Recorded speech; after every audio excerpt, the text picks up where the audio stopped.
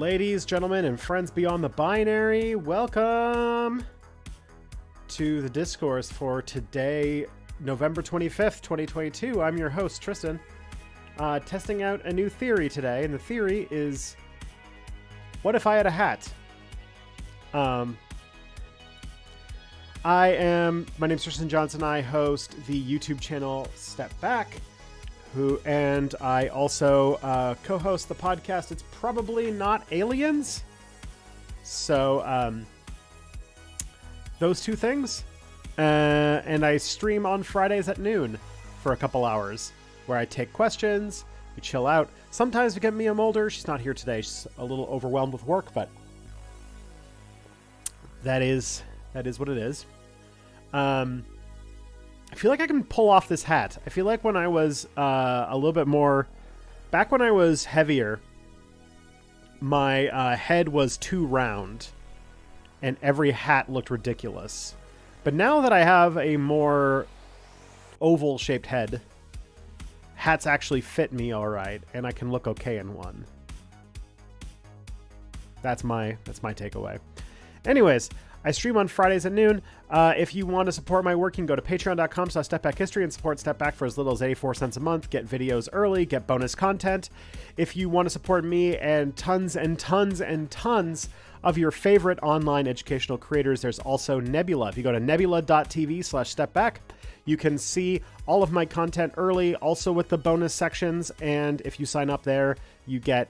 If you sign up through nebula.tv/stepback, you help me out, and also you get a ton of free content too. Lots of cool Nebula originals and everything like that. So, good stuff.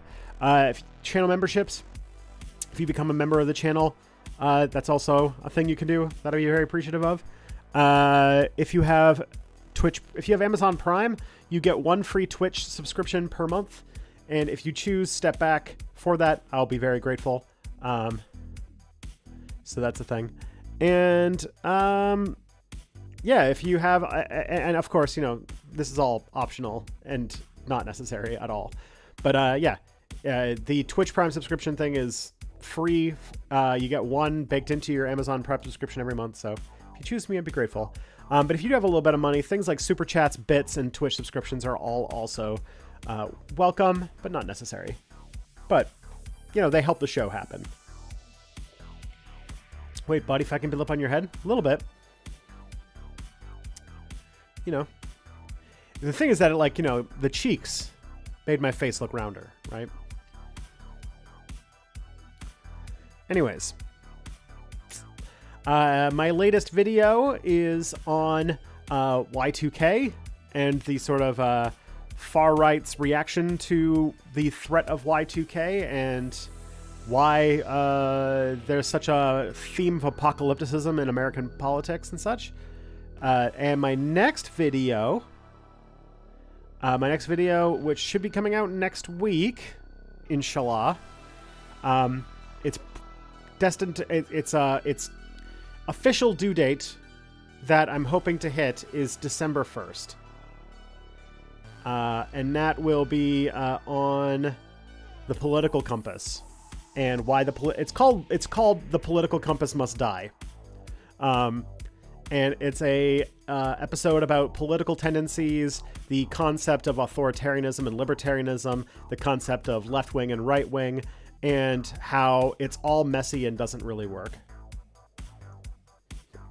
And furthermore, because for that video, I had to buy a bunch of props that I'm very excited to play with, and this was one of them. So, yeah. What else we got next? Oh, yeah, if you want to submit questions for future streams, I'm going to put a link in the chat. There's also a link here. I know that with the text on my shirt, it's kind of hard to see, but I'm going to put a link in the chat where you can submit questions to the stream. We have a handful, but I could always use more. I hang on to them for a month, so if I don't get to them right away, I'll always hang on to them until... unless they're over a month old, because then things get old. The video 2 years in the making. Yeah, basically. Lastly, if there are any new folks here where it's their first time watching the stream, please say hello, make yourself known. We've got a very friendly community, and I would love for you to join in. But yes, as Orange Man has said in the chat, this is a video 2 years in the making. I made this, I've been talking about, okay, I'll give you guys a little bit of inspiration about this because I have been trying to collect my ideas on this topic for years, trying to figure it out. So there's a couple types of people that I am trying to understand. One, this started as a look into... So, all right, here's how I'm going to talk about it.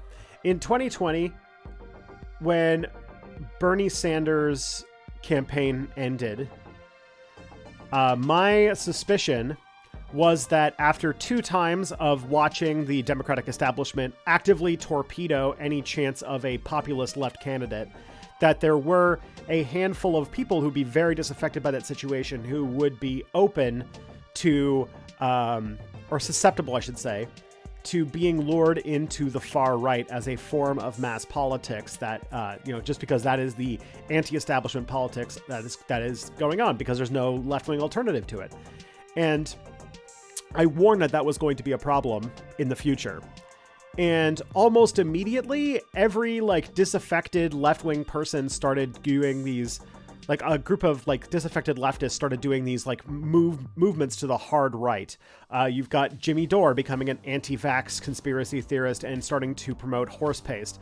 You've got people like Glenn Greenwald basically openly catering to the far right audience. You've got people like... You've got this new sort of political tendency that has been a thing of MAGA communism and patriotic socialism and influencers with names like Caleb Maupin and Has, I think, is one of them, and Jackson Hinkle, those kinds of people who are trying to sort of make a communist case for supporting Donald Trump. Even people like Peter Coffin have sort of gotten onto this thing. Plus, there's also the Assad left, the sort of supporting of or being anti-imperialist, but basically only opposing imperialism when it applies to the United States. That's your Glenn Greenwalds, your Tulsi Gabbards, your Jimmy Dores, that kind of thing. People who, despite being leftists, are taking an extreme stance of supporting Vladimir Putin's war on Ukraine, despite the fact that Putin is a right-wing nationalist who basically is part of the regime that just got rich feeding off of the corpse of the Soviet Union. Then you've got leftists who are primarily against things like the PMCs, or who are anti-woke, or who think that we worry too much about identity politics, or anybody in that spectrum of things started popping up in the sort of couple years since 2020. So exactly as I predicted, it started happening, and I wanted to talk about that in some way. And I've been sitting on it for a long time because I also started to integrate into this video's idea that there's also this strange... because first of all, those people show that our concepts of left and right wing politics, authoritarianism and libertarianism don't really make that much sense if you're trying to understand why people believe the things they do. But on top of that, you've also got... I don't exactly know what to call this group of people. I have been asking everybody I know to try and help me understand this group of people, and I've never been able to get a solid answer, but I tried my best in this video. And it's not entirely this demographic, but it is primarily a demographic made of very young men, usually teenagers in their early or to early 20s. And it seems like it's people who treat politics like it's a fandom. These are people who really like things like the channel JReg. These are people who like a lot of Paradox games, but and spend a lot of time on Discord. But the main thing is that I saw this post by a person who showed basically their political trajectory in life, and it said that this person said that in the last year, In the last year, they had something like 10 to 12 different ideological beliefs. Like they fell into 10 to 12 different ideological camps, and a lot of them were extremely radical, very minor. There's not very many movements associated with them, and were like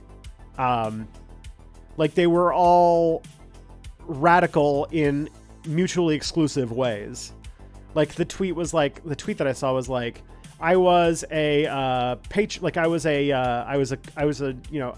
started off as a liberal, then I became a fascist, then I became a traditional conservative, then I became a classical liberal, then I became a democratic socialist, then I became a social democrat, then I became an anarcho-monarchist, then I became a monarcho-syndicalist, then I became and this is like all like, from the way they were describing it, this all happened in the span of like a year. And I was like, what is that?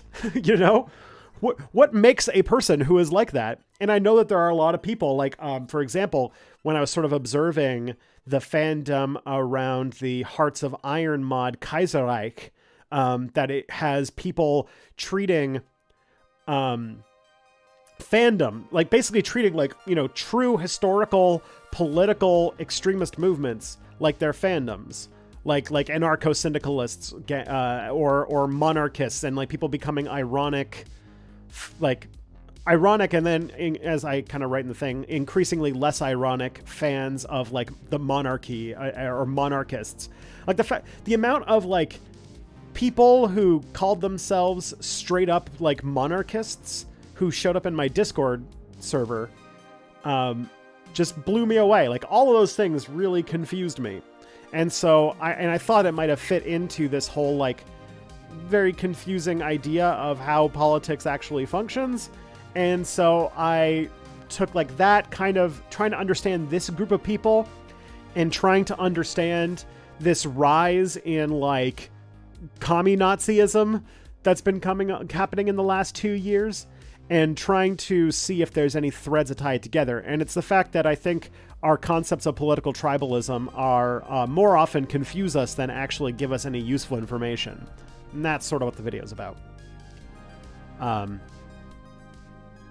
know that was a lot to say. Did I even post the link? Yeah, I did. Okay. But that was sort of the idea. That's sort of the idea I'm going for. Will I ever make a video on the JFK conspiracy theory? Yes, subtle salmon. I am on that right now. My plan is in 2023. I'm doing a sort of, I'm going to be doing a revamp of the way that the kind of content my channel does starting in the new year. I think I'm going to lean heavier on reacting to people and things, doing more of like that sort of like response content. Like, you know, like there's like the more popular YouTube genres are taking like some shitty thing that somebody said and teaching people by responding to it. You know, the reasonable, the measured response series that H Bomber Guy does, the cringe corner and things like that. So I'm going to do more stuff like that in 2023.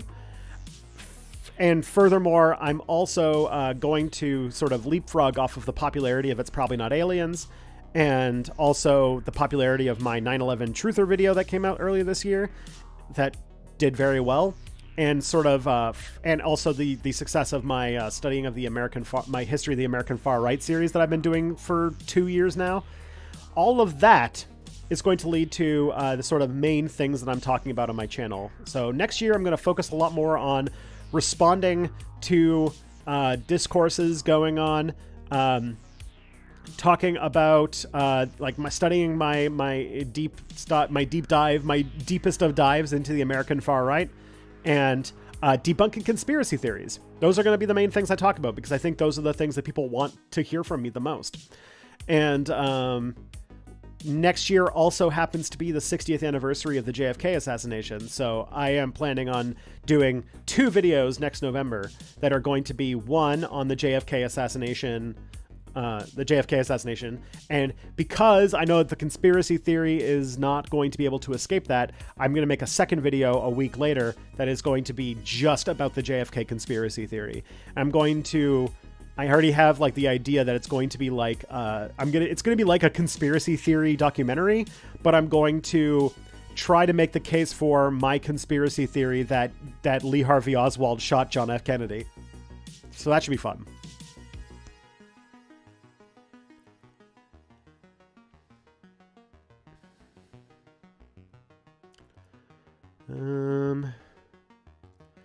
Hey, Dr. Leviathan, thank you for the $5. What you described reminds me of how people will join a cult, get sucked into it, then back out or get rescued from it just to join another one. Yes! I actually mentioned a little bit about that because, like, that is the way that cults function. It's like normalizing speech and stuff like that. So yeah, it's hopefully going to, I hope to get into that.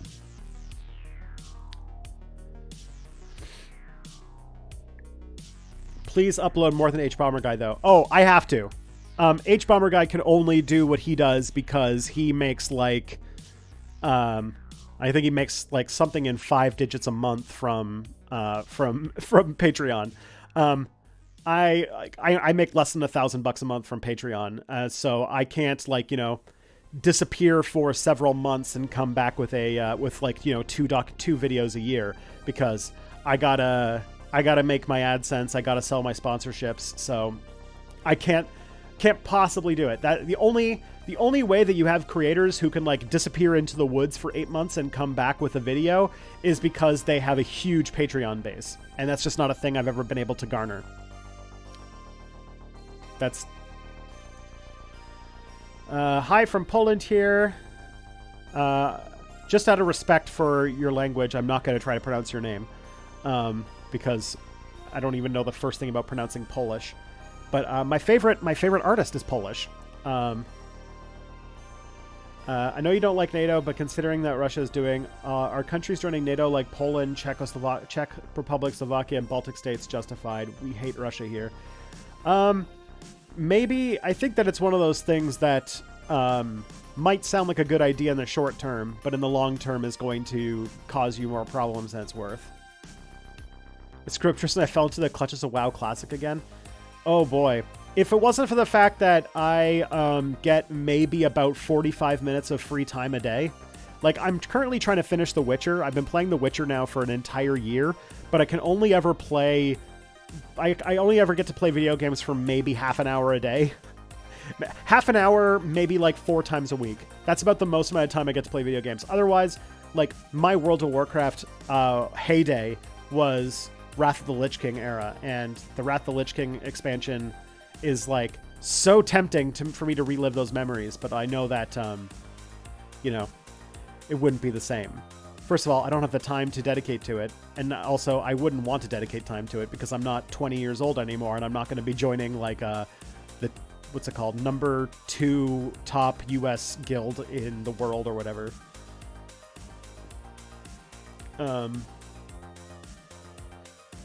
But because some people will be curious, my like hardcore raiding time during Wrath of the Lich King, I was an elemental shaman. There you go. I know that people would want that, so.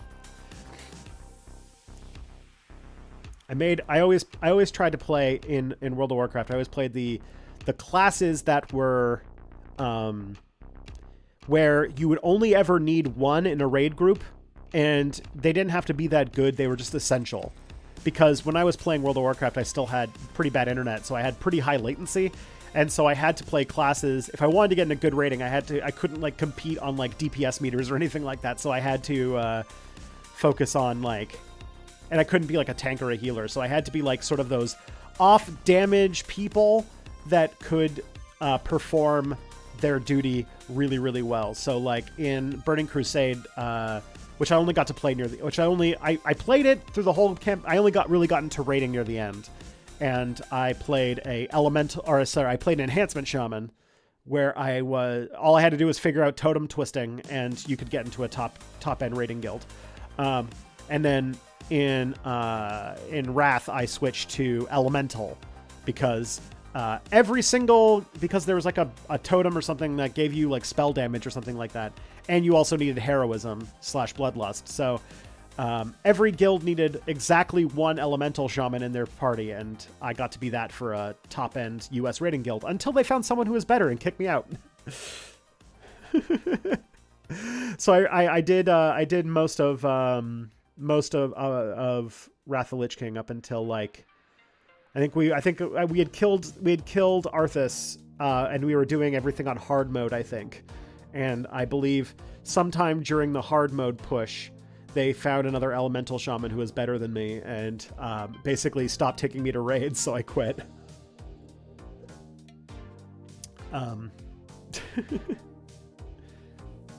That was way too much time to talk about a video game that very few young people even play anymore. Anything on Palestine? Nothing I have planned for Palestine at the moment. I'd have to think about it. If something came up, I think that I'm gonna have to be in the past. I was very much like, I have this list of videos I want to do. I think in the future I'm gonna have to learn to be more responsive and speak more to things that are going on at the moment.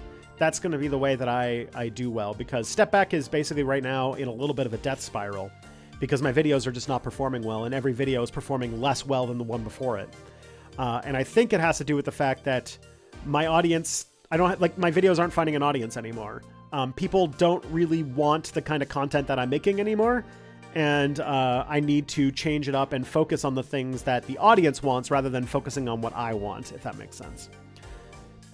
Or should I say, finding where the things I want and the things that the audience wants cross over and focus on that. And if there are things I really want to make that don't cross over, that's where I can make it for just Nebula.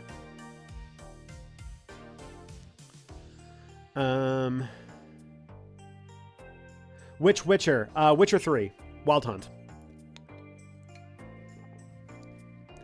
And I'm pretty sure I'm pretty early in the game still.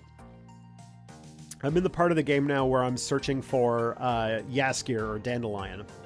So I'm in Novigrad, sort of, trudging through looking for Dandelion. So I think that's still pretty early in the game.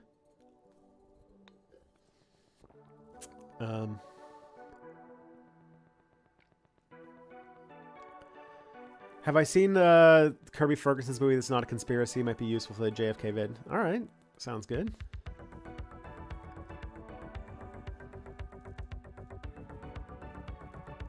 All right. I never get your videos in my feed anymore. I used to all the time. Yeah. That's probably because the way that YouTube's recommendation algorithm works is that it starts by sending out your video to your regular audience. And if your regular audience watches your video and seems to engage with it well, it'll send it to other people that it think are similar to them. And if my videos are not doing well with my core audience, which it seems they're not because tastes are changing, then I need to move on. So I think that I'm just not making the right content anymore. People don't want... my Russia two-parter really didn't do well. I was very surprised by that.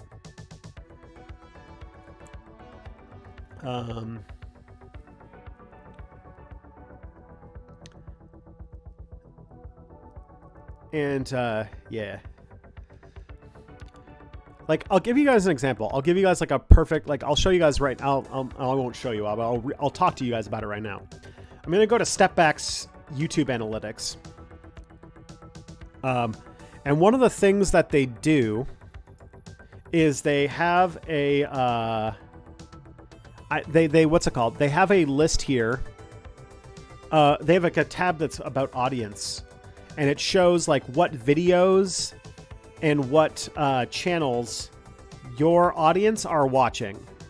So, for example, I'm just looking at, here are some channels that Step Back viewers watch, which means that to you guys, it's probably like everything that you actually watch. Some More News, Renegade Cut, Thought Slime, Second Thought, H-Bomber Guy, Vosh, The Majority Report, Beau of the Fifth Column, Knowing Better, Jim Sterling, The Cavernacle. I don't know who as far as I can tell, The Cavernacle's just like a drama channel, but for like political creators. Jose, Philosophy Tube, Wisecrack, and The Vosh Pit. 2 Vosh channels, apparently. Fucking garbage. I hate how much my audience overlaps with Vosh, and I know most leftist creators also hate how much their audience is into Vosh. Anyways, yeah, like, so like, think about it. If you're looking at like, all right, we got some more news. A weekly 1-hour video that talks about some subject that has to do with the news, usually by taking some figure from the right and taking them down a peg. Okay, that's cool. It's a 2-person team, so they can be much more productive than we are, and they're also journalists, so they can, like, you know, their volume of writing is much faster than mine.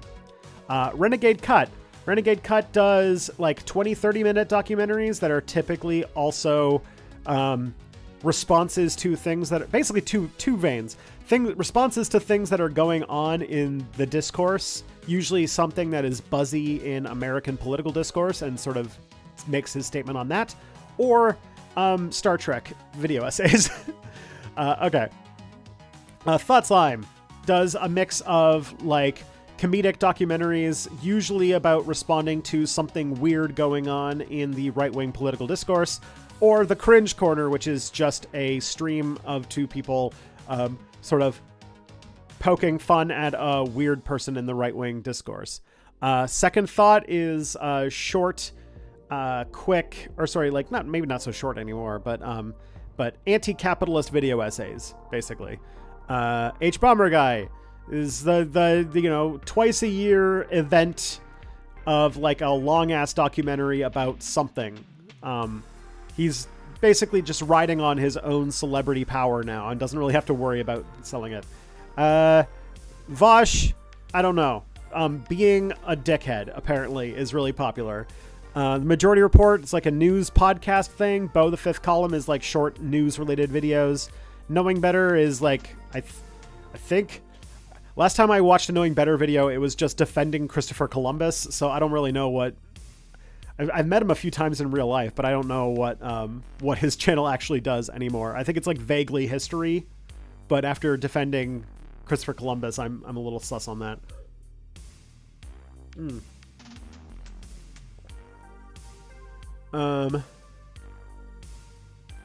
Low-key campist? I don't know what you mean by that. Anyways, Jim Sterling does weekly video essays that are sort of very left-wing perspective on things that are going on in video game business, basically.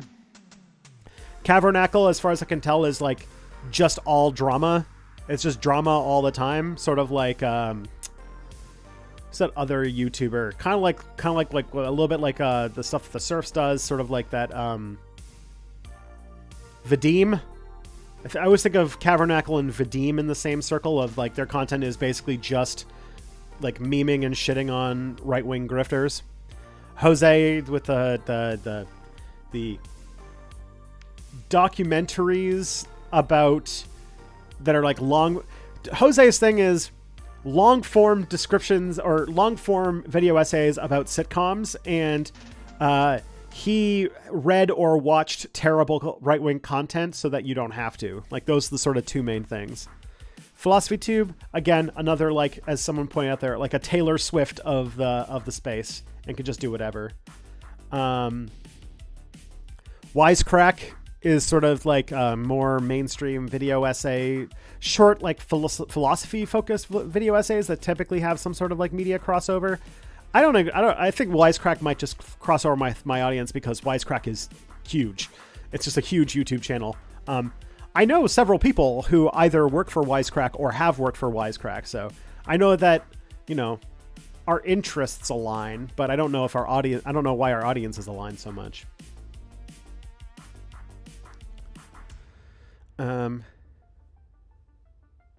As far as videos, like here's the top videos that Step Back viewers are watching.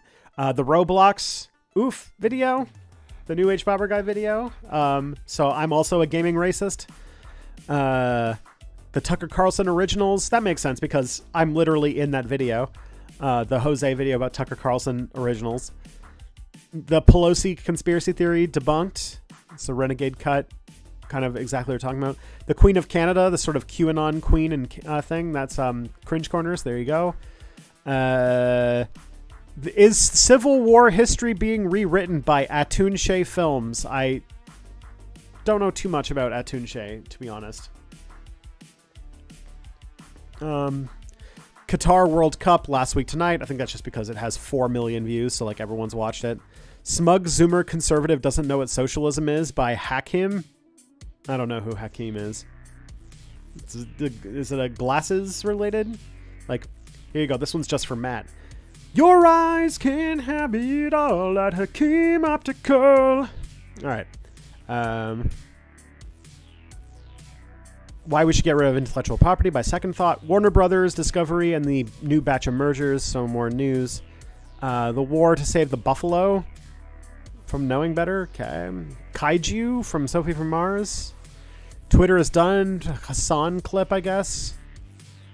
The Sonic Man did bad money things, and now Square Enix is also bad, allegedly. Jim Sterling. Elon Musk Twitter stuff. Yeah.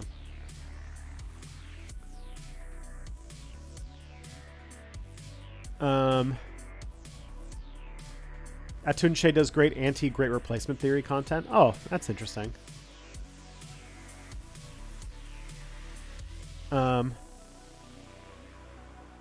Yeah, sweet, excellent.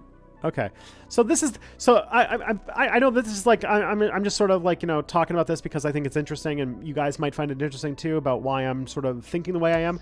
But if you look at that content and then you look at the stuff I make, you can see that there's not a lot of similarities. Like, I would like to ask you, 50 people in my audience right now, do you think that, is there any other YouTuber that you would, if you were to say, like, what am I like? What is Step Back like? Not me personally, but like, if you were to say to somebody, hey, if you're a fan of X, then you would like Step Back videos. Who would you put on that list? What would you say?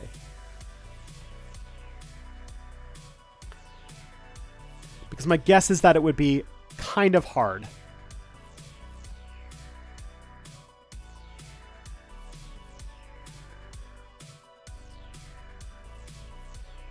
Also, just for Matt as well, 439 Popo Popo Pizza Nova.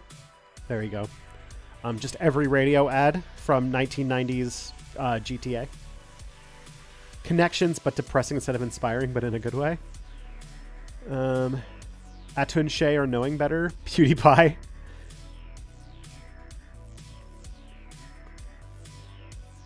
Interesting.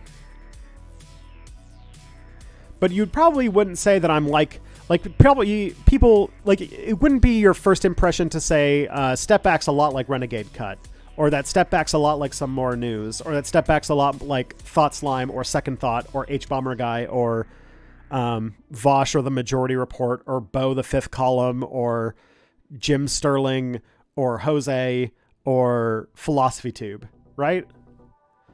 Like that, those don't seem like you wouldn't probably put me in the same vein as that. But that's what my viewers are watching. That's the audience that I have sort of embedded myself with, and so I need to make content for those people. Step Back, it's more its own thing. Like, I find it difficult to match with others. Yes, that's the point.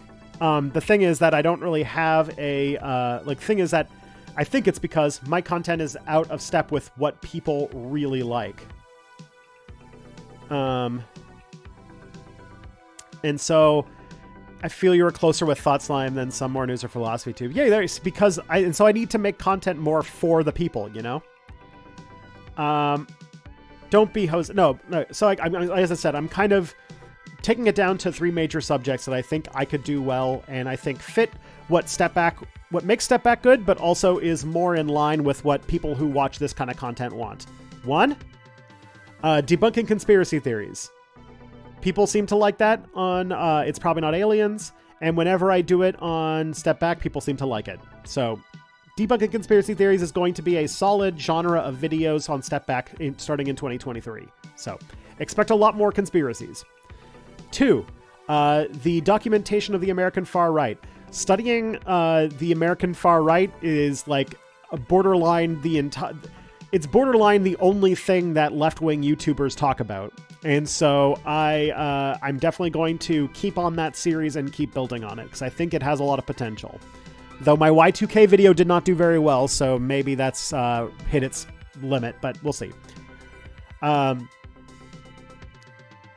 Third is more like doing more of my historical analysis and educational stuff, but starting it from the position of a response video, doing more things that are sort of like framing, like teaching people about history, but having it framed more like the measured response video series, for example. Right? Does that make sense? Like, I'm sure you learned a lot more about how climate denial works through climate denial measured response. And I think I'm going to try to start with the thing that's wrong and make it like that. That's the plan. And I'm going to put a lot more work into making my videos have more jokes, have more comedic stuff, have more entertainment value, and improving my thumbnail and title game and all that kind of stuff. So that's my serious, this is what I'm going to try and do in 2023 type of stuff. That's my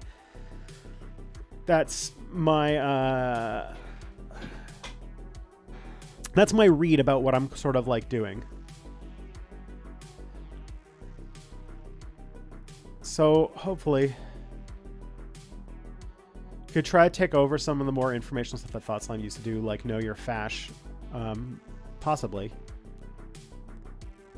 My leftist history stuff does do well, so I might add that to it.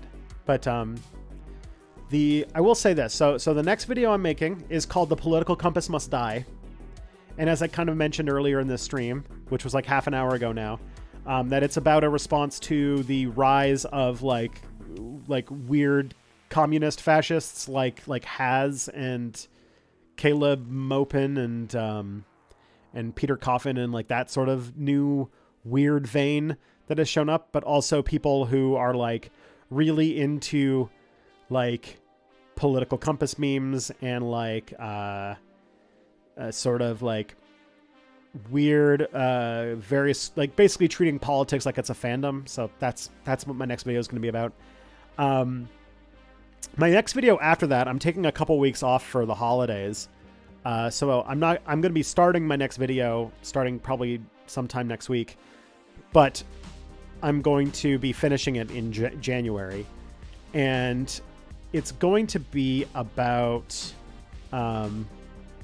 it's going to be, the title is There Have Always Been Trans People. And my plan is to make a video about in the past how as long as there has been gender, there have been transgender people, and the general overarching view, the overarching view of it is that I want to make a video about trans people that isn't misery porn. I feel like there are enough, there's enough content that talks about the horrible things that trans people are going through and the discrimination that they are facing. So I am trying to make my next video give something of hope that, you know, trans people have always existed. You belong. You are part of the human tapestry and always have been, and that kind of thing. That's my hope. That's the project I'm working on after this one's done. And it's going to have, and like, you know, Mia Mulder's agreed to help me out with part of it, and yeah, I'm going to try to hit up as many of my fellow trans YouTubers as I can to create some hope, because I feel like trans people have, in the last forever, but especially in the last year or two, have had a lot of really horrible things that they've had to deal with. And I would like to give them something that tells, especially young trans people, that, you know, you're not there's nothing wrong with you. You know, you have always existed. You are normal. You belong. This like there's nothing like that kind of thing.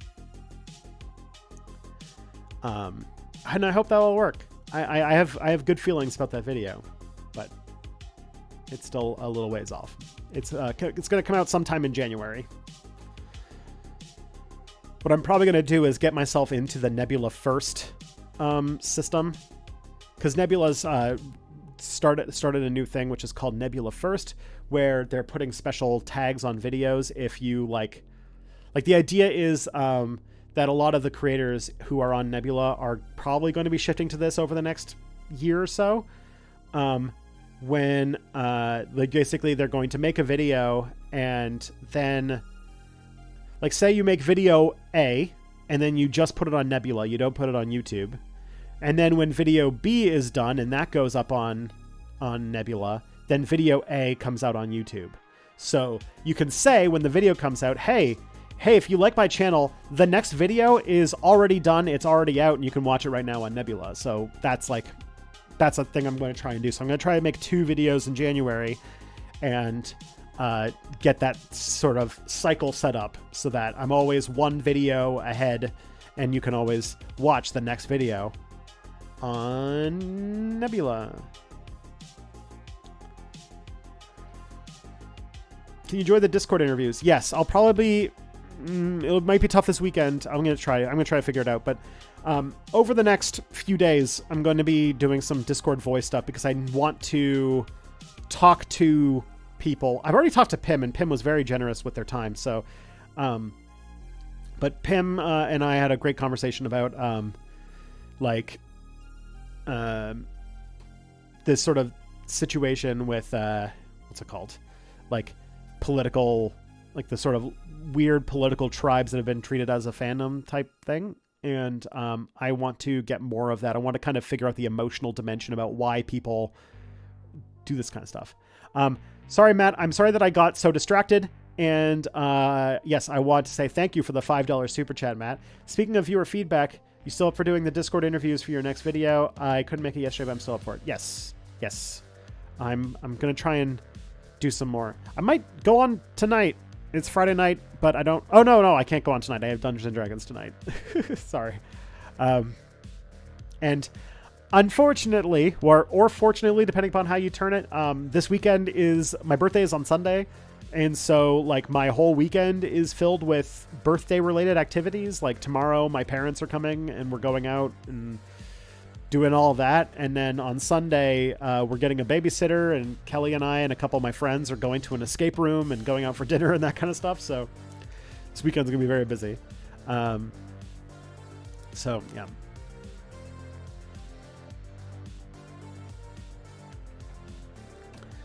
Okay. Well,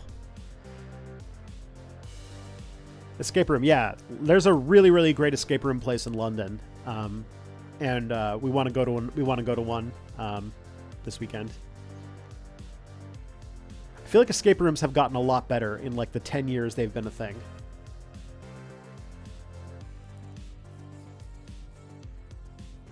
Congratulations on turning 20. Yeah, that's the number I'm turning.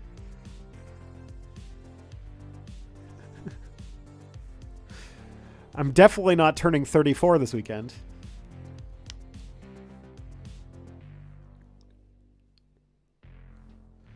Hey, thank you for the $19.99 super $19.99 super chat there, Zaybear. Much appreciated. Thank you. I think the political tribes video will be super interesting. I was talking to my nibbling 16 about how Zoomers see their politics are an integral part of their personality and identity, which causes conflict and bullying. Yeah, one of my friends has a couple teenage kids, and his son was like part of like a not a Discord server, a Minecraft server, where the world is split into 4 quadrants that are based on the political compass, and you join the quadrant of the map that you feel best fit in, and you kind of live according to those principles, which to me, as someone who has been involved in radical politics since I was like 19, is both fascinating and terrifying, because like the idea that like you're yeah, you're talking about like the, you know, the base beliefs of your political identity, but also you're doing it in a video game for fun. Like, I'm still trying to figure out like how that works, you know?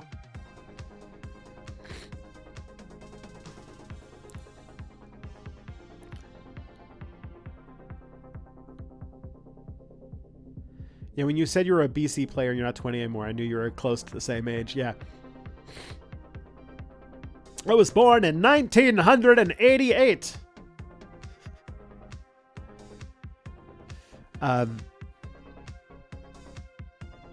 Yeah, I'm probably gonna like have to send my content to my friend's 16-year-old son to see if he likes it or if he can understand things, if he can help me with understanding things. All right, let's do some questions. Let's see. What's your understanding of the Ukrainian conflict from Madcap?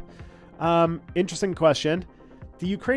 What's my understanding of the Ukrainian conflict? So, luckily okay. Broad strokes, it's a shit show. It was a game of diplomatic chicken that Russia was trying to play and lost. So here's basically how it went. Russia, so the Soviet Union, here we go. We have to start all the way back in the Cold War.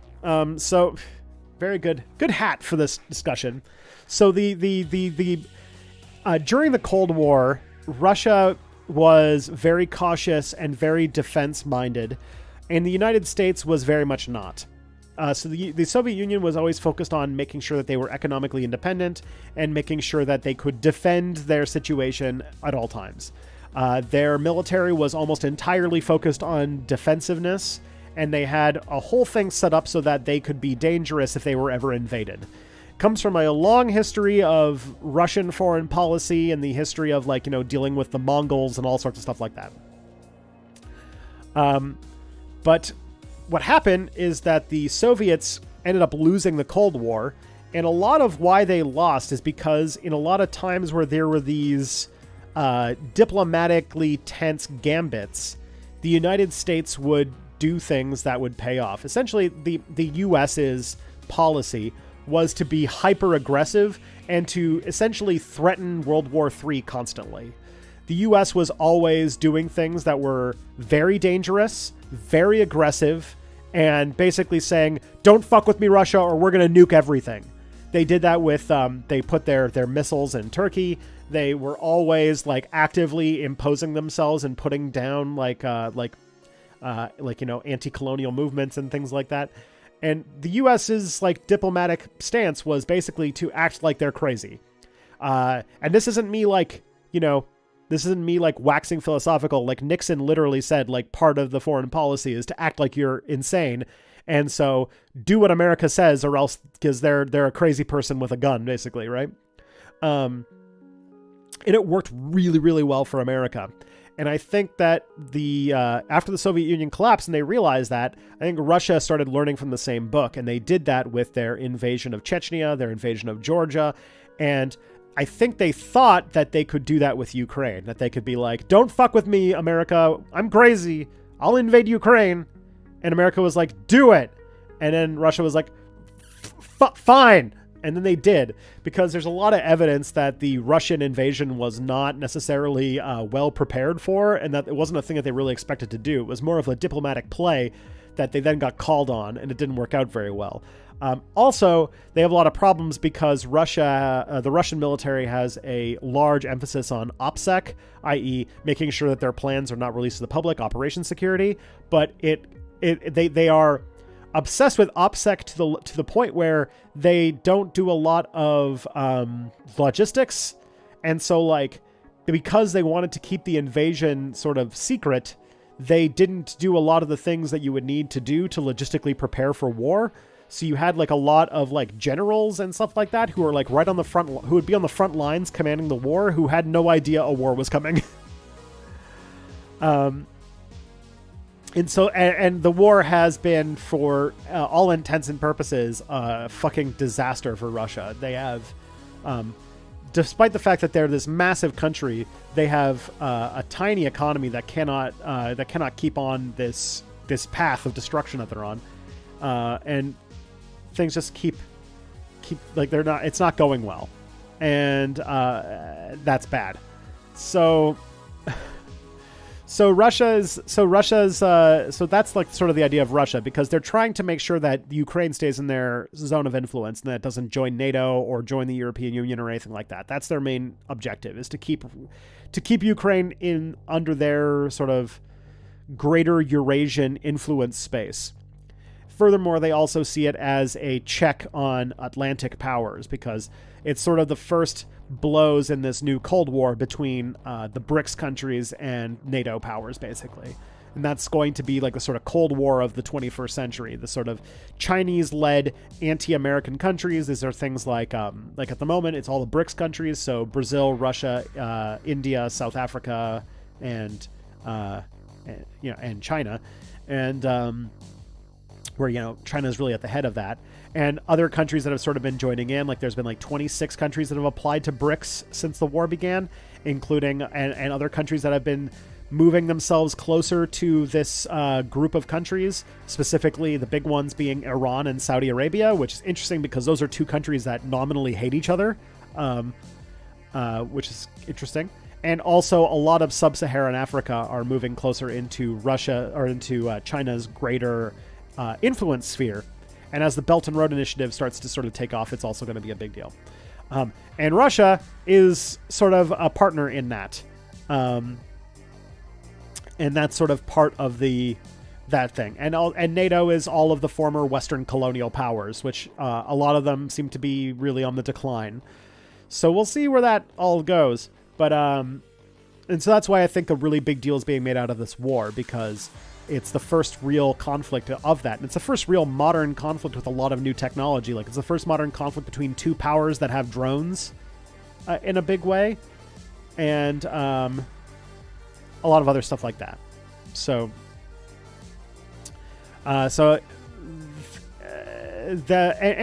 furthermore, all of the American allies are also dealing with a lot of bullshit. And I think when it comes to the Ukrainian conflict, is that I can go through and say all of that stuff that I just said about how Russia is this imperialist power. Where does the BRICS come from? BRICS is an acronym for Brazil, Russia, India, China, South Africa. So anyways, Ukraine, because of like the way Western propaganda is working, this war, like basically both sides of this war are not giving us the full story about what's going on. And Russia is trying to make it seem like they're this heroic bastion of anti-fascism that is fighting this like Nazi republic of Ukraine. And the West is portraying Ukraine as this spunky little guy who did nothing wrong that is fighting off the big bully who's attacking them for no reason. Both of those narratives are incomplete in their own advantage.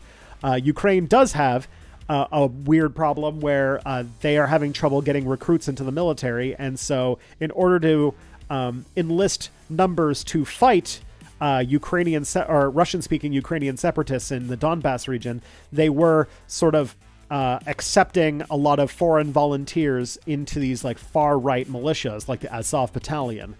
And everyone was talking about how that was a major problem because basically neo-Nazis around the world were going to Ukraine, joining Azov, getting like, military training, and then going back to their countries after their tours to like, spread that sort of training to other places. All of that discussion instantly dried up the second the war started. And so that problem is a real thing and is not something that we should be sidestepping. And Russia's like, is doing a war of imperialism. Like both of those things are true. Have Brazil and South Africa supported Russia at all in their fight for Ukraine, even under Bolsonaro? I don't know. I feel like Brazil and South Africa have not become as invested in their BRICS membership as Russia and China have. But who knows? But like, India has traditionally been pretty close to Russia. Saudi Arabia has been making closer deals with China. especially because in the Belt and Road Initiative, the sort of highway that's going to go through Asia and into Africa is going to go through Saudi Arabia. Iran is pretty close with Russia, to the point where during this war in Ukraine, Iran is literally was selling swarm drones to the Russian military, which is another thing that's really going to break the metagame of warfare right now. Is that they're quickly learning in this war, and I think they're going to learn it even more, is that these what they're calling kamikaze drones, but I think are being called by more technical people swarm drones, are really going to become a problem, because the swarm drones. So what this is that there's two basic main theories about how to use tactical drones in this situation. You've got the precision drones and the swarm drones. Precision drones are like what the United States is doing. These very expensive, advanced Predator drones that fire missiles from the sky. Swarm drones are basically remote-controlled missiles that can fly in the air for hours and hours and hours until they find a target and then go and dive bomb and explode. The problem is that your tactical drones cost millions and millions and millions of dollars. The Iranian swarm drones that I just mentioned have parts that you can buy off Alibaba, and you can build one of them for $11,000. Which sounds like a lot, but in the terms of military equipment is stupid cheap. And these swarm drones have proven to be very effective against targets and not really able to be countered.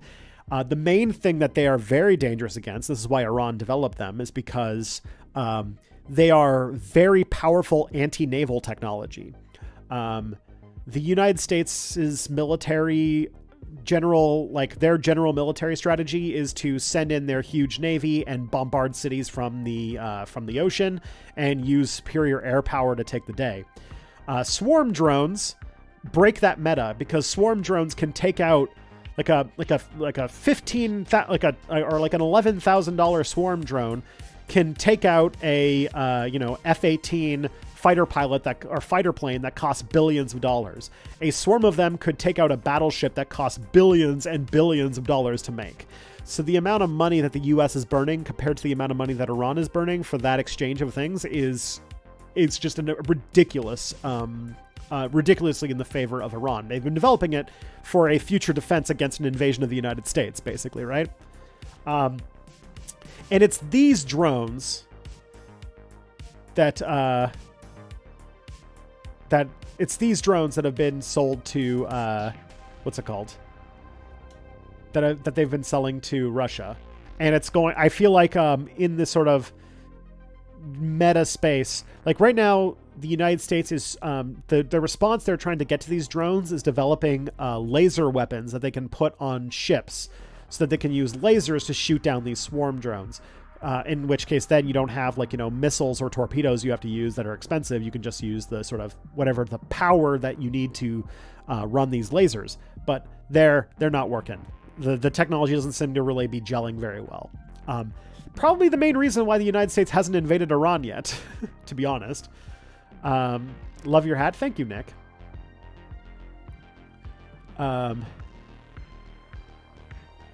So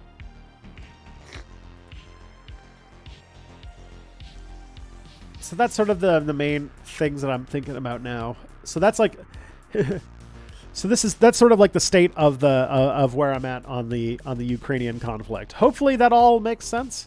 Any sources on foreign Nazis being flown into Ukraine on a relevant scale? Yes. Look up. There's a reporter by the name of Tal Levine. He wrote a book called what's it called? Called Culture Warlords, which is a book about fascists or sort of the sort of right-wing radicalization on the internet that's going on. But he also does reporting about all sorts of stuff that has to do with the threat of the far right in main political discourse. And he has a Substack that's called The Sword and the Sandwich, I think it's called. And his Twitter handle is Swordsjew, SWORDSJEW. And if you go there and look at his stuff, he's done most of the reporting that I've read about how the Azov Battalion is recruiting that. The other source that I've looked up for this kind of stuff is from a podcast that is done by some pretty reliable experts who are, it's called Radio War Nerd. Radio War Nerd is probably the best podcast you could be following right now to understand modern global geopolitics. So there's that.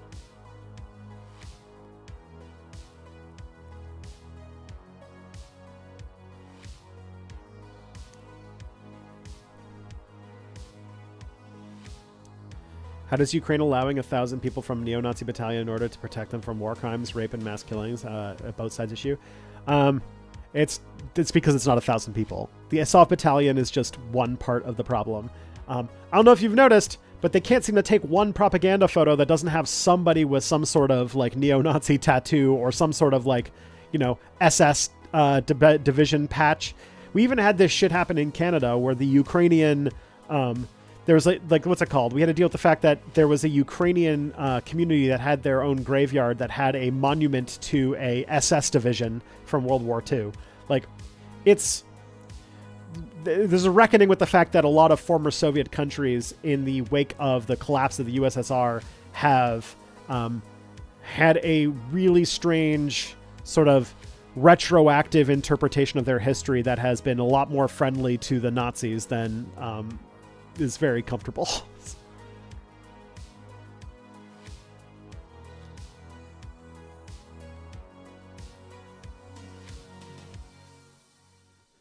I'm not even saying it's a both sides issue. I think Ukraine is perfectly able to justified in its war to defend itself. It's just also, this is a thing that is happening and a thing we should be aware of. And, we gave weapons and training to far right fanatics in the 1980s in the Soviet war in Afghanistan, and look what happened when we did that, right? Like that, they basically trained the founders of Al Qaeda. So, yeah. Don't underestimate the kind of damage that a few thousand very motivated people can do.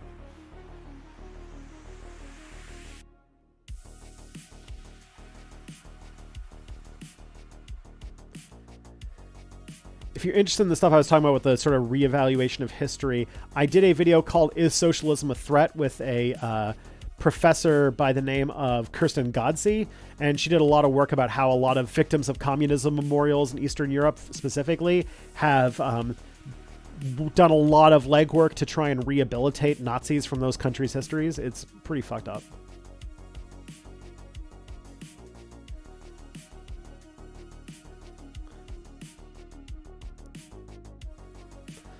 All right, let's see what we got next.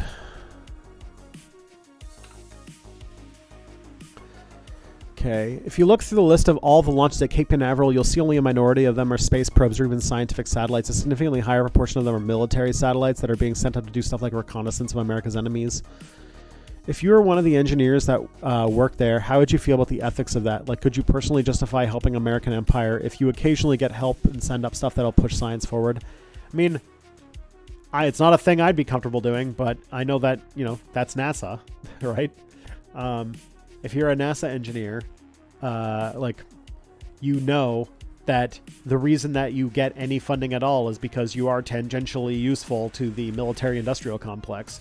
And if you weren't, NASA wouldn't be an organization that exists in the U.S. government. The U.S. has zero priority for science and exploration. They don't give any shits about any of that. It's the PR for their... militarization of space program. That has always been the case. If you don't think that the Apollo program was just there's this idea that people actually cared about science and exploration and all that kind of stuff, when the Apollo program was the race to develop the ICBM. Let's be perfectly honest. The first thing they did after the Apollo program was take the Apollo rocket and put a nuclear warhead on it and build tons of them and bury them all around the country. That's what it was all for. Hence why, once they did the thing and developed the rocket, instantly, NASA lost a fuckload of its funding, and now it's a shell of what it used to be. And now that there's a picking up of the race of militarizing space with China, now the U.S. all of a sudden cares about space again. So, yeah, it's always been the case. Is there a way to like, is that a thing to be like, all right, am I good? Well, I don't know. That's a question you and your God have to answer, because it's like almost everything you do in society these days, almost everything has you having to participate in systems that are terrible. Big fan of your VODs. Thank you, Red Rust.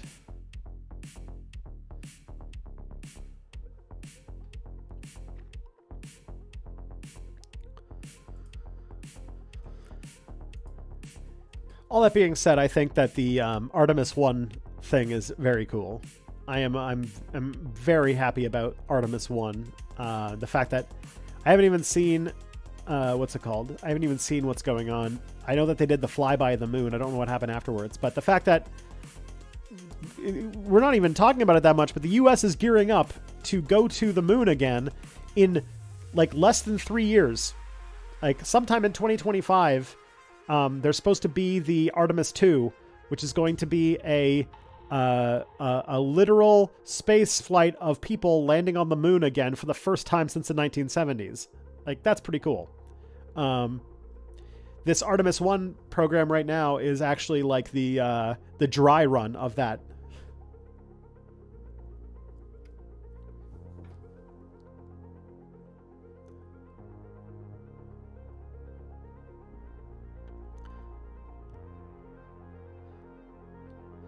As people are talking about like the state of weapons in Ukraine, and like how are weapons going to get in the hands of these people, and it's like, yeah.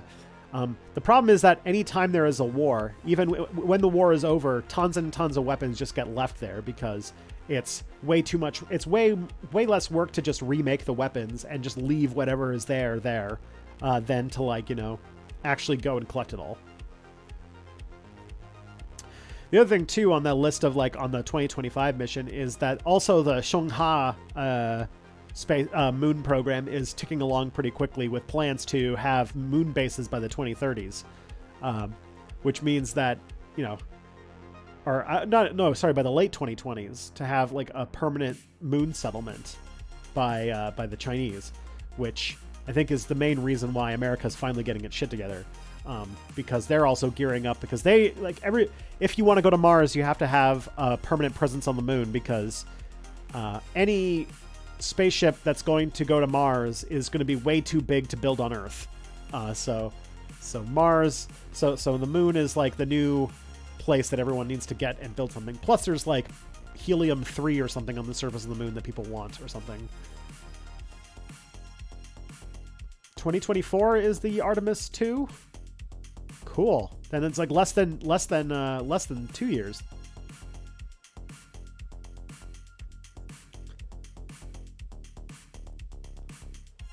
That's pretty cool. But yeah, the whole plan of NASA's thing is to get to do a Mars mission in the 2030s. I think like 2033 or something like that. Should be cool. That's when my son's 11 years old. That'd be cool to see. It'll be like, if you think about it, it'll be pretty fucking wild to believe that there's actual people on Mars. That'll be wild.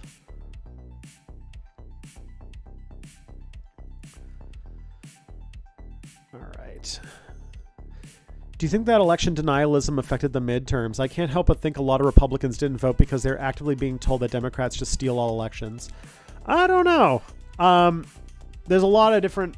That's the thing. There's a lot of theories flying around about why the midterms went the way they did. The midterms were not as big a blowout for the Republicans as they were hoping. One of the beliefs... I don't know if the sort of like... I feel like a lot of the people who are talking about like voter suppression don't actually believe in voter suppression. It's just that they firmly believe that that the election has to go their way, whether or not the vote actually did. So I feel like denying election results is never like, I don't think they actually believe the election was stolen. They're basically just trying to steal the election for themselves. But I think that the main mix of things about 2022 midterms was that that building a thought that like that built that young people came out in a lot bigger numbers than they were anticipating, which took a lot of people off guard. So like the fact that young people came out because they were motivated by the end of Roe v. Wade, and all that kind of stuff. The other thing too, and I think that this is not the part that is really going to get attention, or the part that's really like not getting not enough analysis, is that COVID.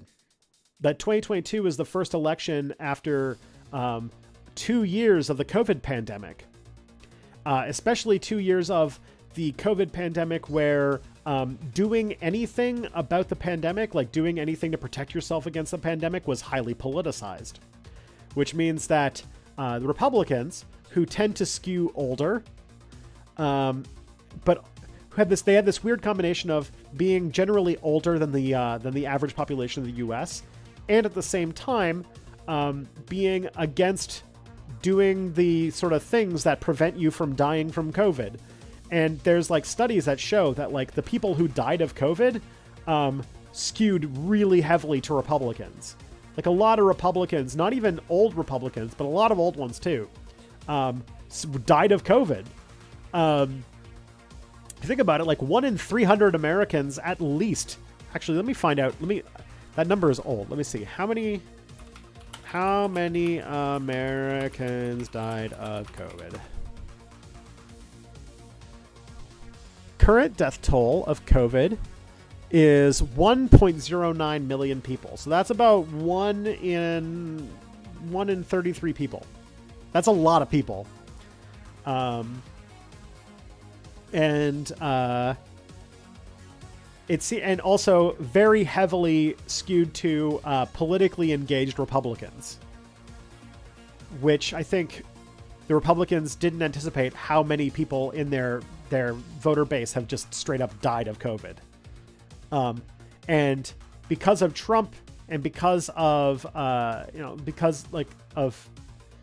basically because of Trump and because of COVID, I feel like there's been not a lot of new recruitment into the Republican Party. Their base has gotten more or less energized over time, but for the most part, I feel like there's not a lot of new Republicans these days. It doesn't feel like 2016 anymore. People don't really seem to be fooled by Trump's promises and all that kind of stuff anymore. So, 1 out of 330? Okay. You're right, yeah. I was thinking 10 million because my numbers... But still, 1 in 330 people is also a lot of people. Especially if you consider the fact that it's very skewed to the most likely voting demographic of the Republican Party.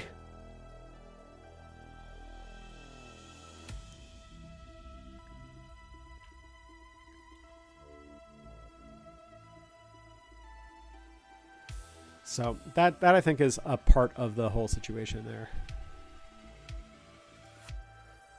Am I familiar with Vampire the Masquerade, the tabletop role-playing game? What's your opinion of it? I'm familiar with it. I'm familiar with the whole World of Darkness setting. That doesn't go much beyond that. I know that it exists. I know that it's a role-playing game that a lot of people like. And I know that there are certain people who are really entertained by it. I don't know anything about, I know that the mechanics are designed to create very interesting dramatic situations, but I don't really know the mechanics of it. That's probably bad on me as someone who aspires to be a tabletop RPG designer. So I should probably read one of the most popular role-playing games. Same with Call of Cthulhu is another role-playing game I don't really know that much about that I should probably be reading. But I know that they have their fan bases. Actually, Call of Cthulhu is even bigger than Dungeons and Dragons in Japan. But I don't know the rules on those, so I don't really have much to say about what my opinion of it is. But I mean, it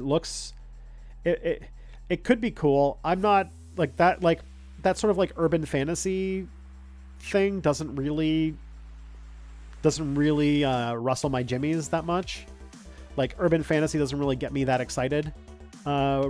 gaming wise, and so it's not really turning my crank, but that's fine. You know, to each their own, you know.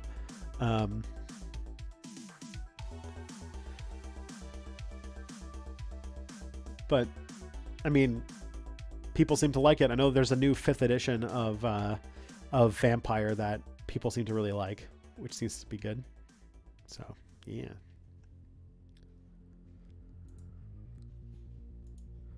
Is it ever aliens? Let's see. Is it ever... You didn't rustle your jimmies either until you started reading the lore.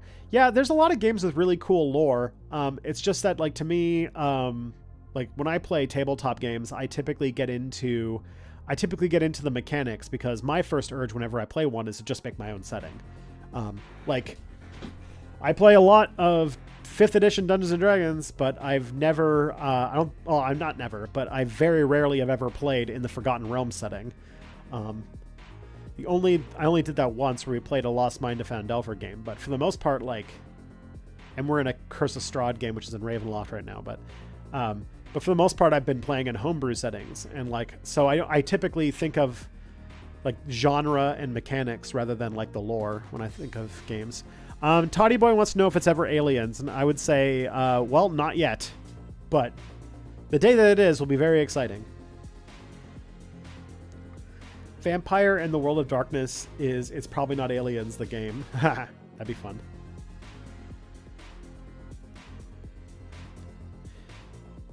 But granted, it's near impossible to find a group over here that's not D&D. That's pretty much true in every TTRPG space. The only way that I've been able to play a non-D&D tabletop game is that I found a group of people who basically had never played TTRPGs before, and I just sort of pitched the game to them before they had established themselves as, I want to play D&D and nothing else forever. And that's how I got a Blades in the Dark campaign. So... yeah, you want an urban fantasy setting that appeals more to me. It's like Blades in the Dark.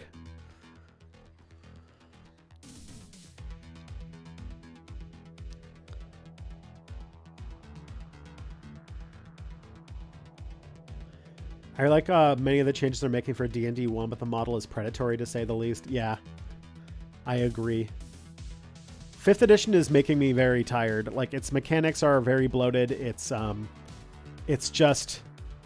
micromanagey. Like, half of the things that people are making, like, D&D it's like, it sucks because it's like not a great game, but yet it's the only game in town that anybody ever wants to play. Like, the game has so many mechanics, like half of the mechanics of the game have to get tossed out by the players because you don't want to do like fiddly inventory management and all that kind of stuff. But that's the game people want to play, and that sucks because I want to play good games that are well designed and not just bloated messes that are only bloated messes because Wizards of the Coast keeps trying to crank out new content, which has been getting progressively worse in the last year and a half, I will say. And now they're doing D&D 1, where they're going to turn fucking Dungeons & Dragons into a microtransaction software as service bullshit, which also pisses me off.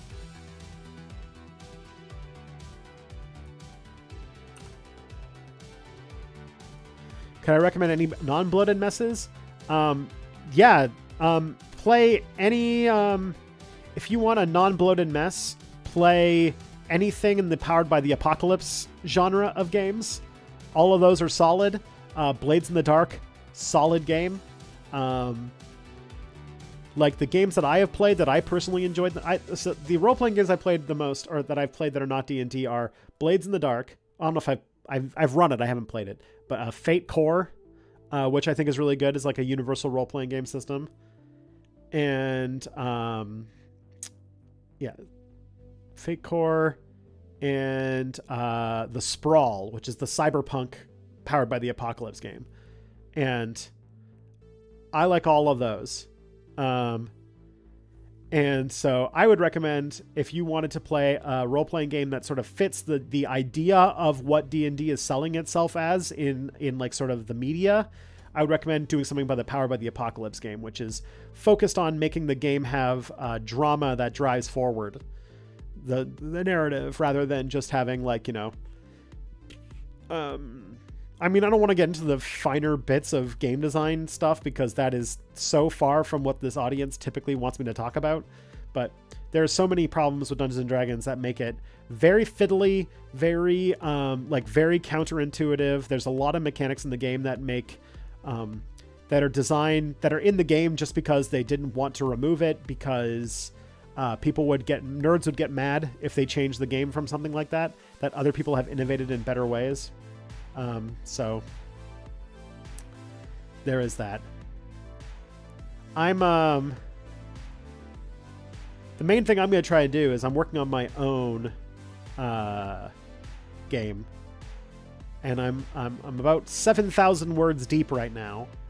And when that is done, I'm going to probably do some play tests. So, but basically its attempt is to make a game that fits the same genre space as 5th edition, but is not a bloated mess and is easy to play, and rewards you, doesn't treat it like rewards you game-wise for playing to your character and playing about the stuff. You said you were excited about Mars. Didn't you make a vid about how going there was a waste of time? Sure. Yeah, those two things can both be true. I feel like there are, I mean, when did I say, okay, I'm trying to remember the context where I said that going to Mars was a waste of time. Because in the grand scheme of things, there's a lot, like, what's it called? A lot more money, what's it called, gets taken out of, like, there's a lot better places that you could take money and resources out of rather than space stuff to make the world a better place. But, it was a Tristan won't shut up. Oh, yeah, let's not go to Mars. Yeah, because Mars, I think that most of the time I have an issue with Mars colonization. I don't think that Mars colonization or thinking that we can solve all of our problems by building space colonies is going to be a viable long-term option. Like, I don't think is viable and is probably a waste of time to try. But sending a person to Mars to advance scientific research or something like that, sure. I'm okay with that. I mean, I'm down with sending scientists to study stuff on Mars. Sure, I love science. But like, I don't see much of a use in like building space colonies or anything like that, unless we invent something like the Epstein drive or some very light and very cheap radiation shielding. I feel like we're never going to have a Mars colony that is viable in any real way. And instead, we're just going to send a lot of people to their deaths trying.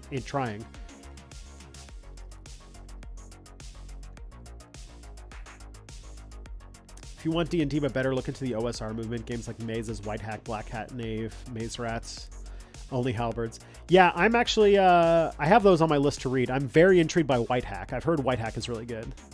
I've heard that White Hack is like a game where you can make up any spell you want, and you can basically play as anything that you can conceive of, which I think is a really cool way to do things. And I've also heard that, I think it's Maze Rats. Maze Rats and Knave are made by the same guy, right?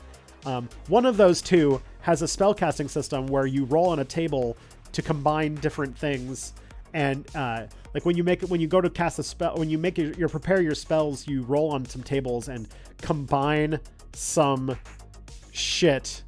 You combine different things to make your spell, and you have to like interpret what that is and sort of go with that.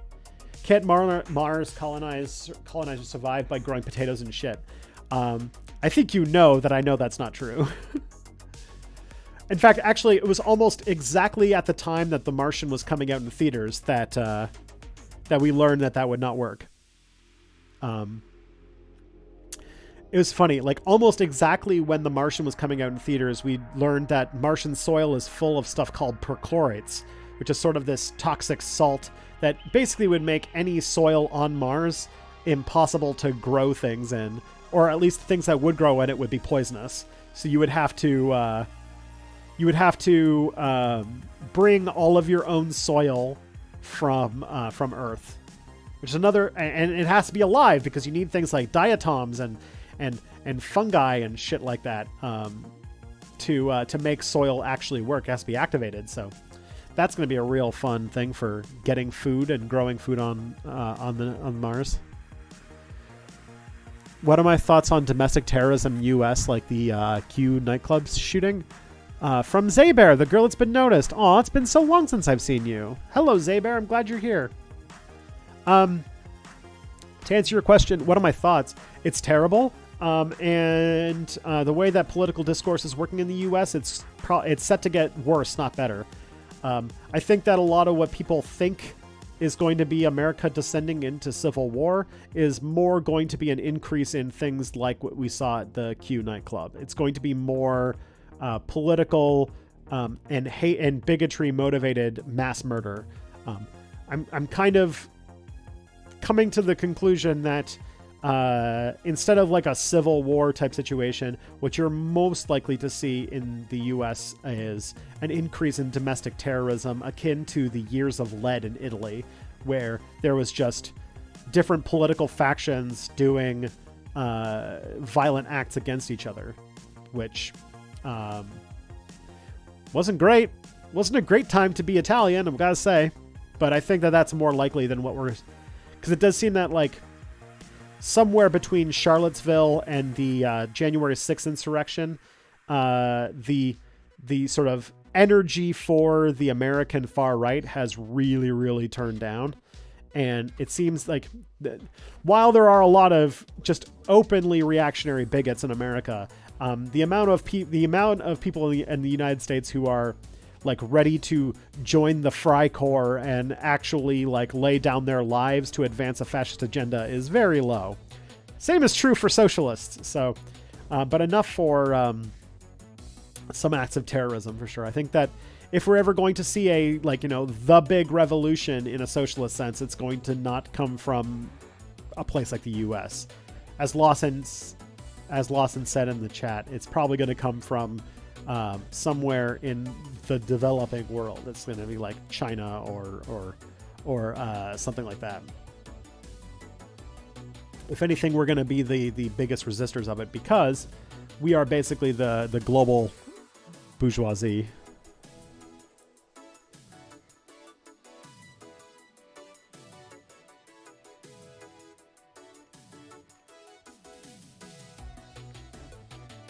What do I think about youth liberation? I don't even know what that, like, don't even know what that means, really. I think it's going to happen in South America. Yeah, South America has been a lot of good news coming out of South America lately. That's good. Let's see. Tristan, do you think that you could do a video on the Ottawa occupation and what that means for the Canadian far right? It would make a good follow-up to your Wexit video and make connections to points in your U.S. from your U.S. far right series. It's not a bad idea. The sort of freedom convoy occupation of Ottawa that happened last year, or was that earlier this year? Jesus Christ. Yeah, I'll throw that in my thing. I'll throw that in the hopper as a possible video idea.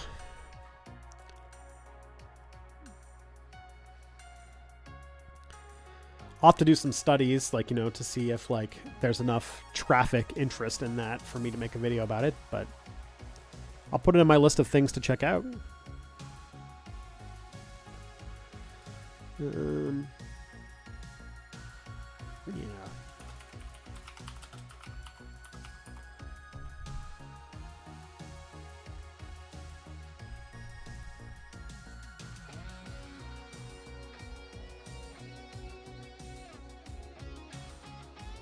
More autonomy for kids that get more of a say in the decisions in their lives. That sounds good, especially in the wake of our current situation where, in the name of helping kids, parents are tyrannically denying their children healthcare they need if they're trans. So I would totally be for kids having more autonomy, especially when it comes to things like healthcare.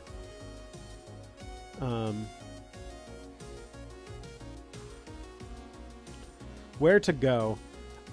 What to do about that? What to do about the rise in domestic terrorism in the U.S.? That's a good question.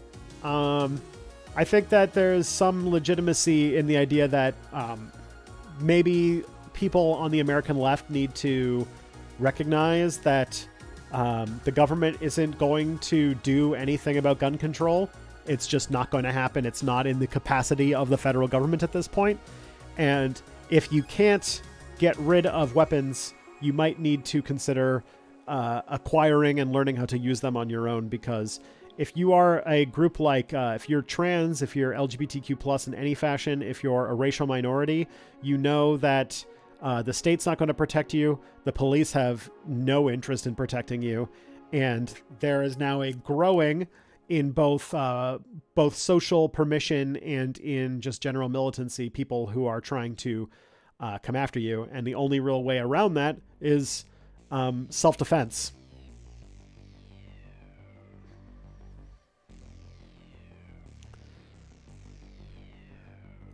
Years of Lead would probably be a good video for talking about right now, actually.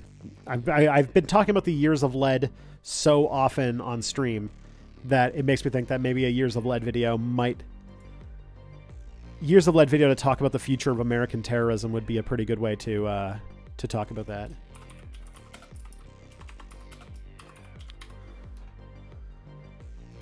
And then I can make lots of bappity boopy jokes.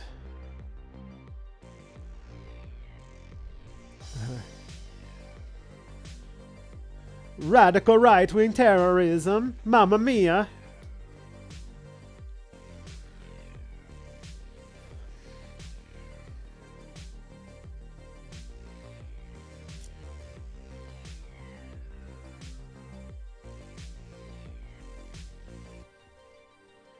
Oh, man.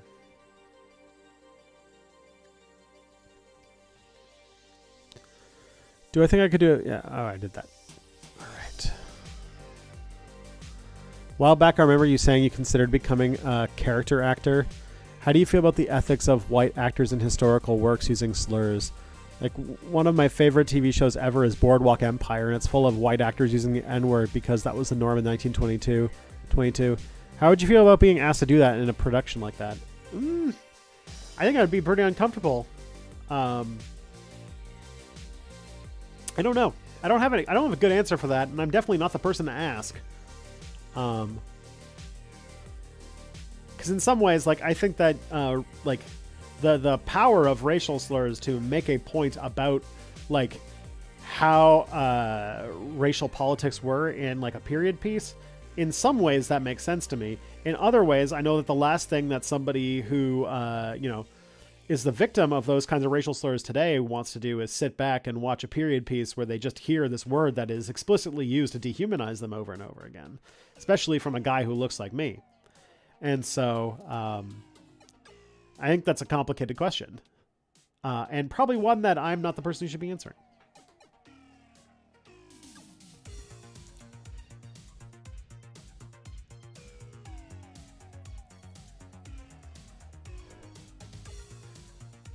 I should take acting lessons. I feel like it'd be good for Step Back and for everything overall.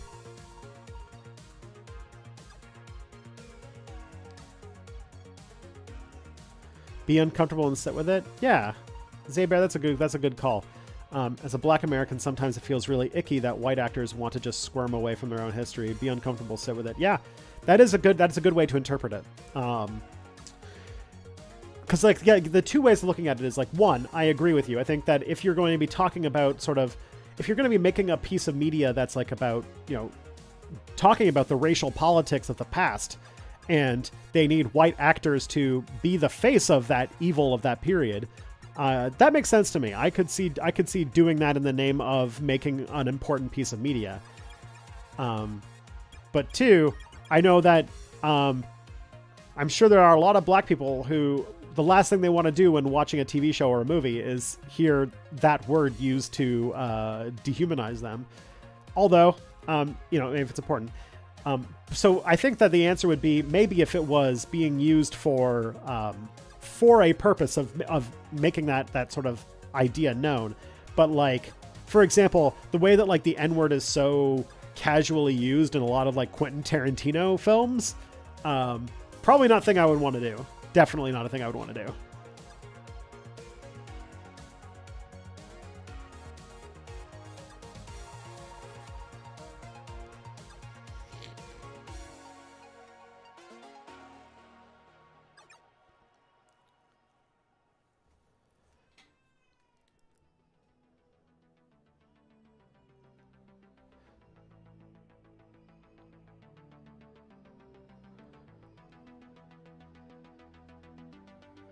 It also impacts what songs you can and cannot karaoke. Oh yeah, that is true.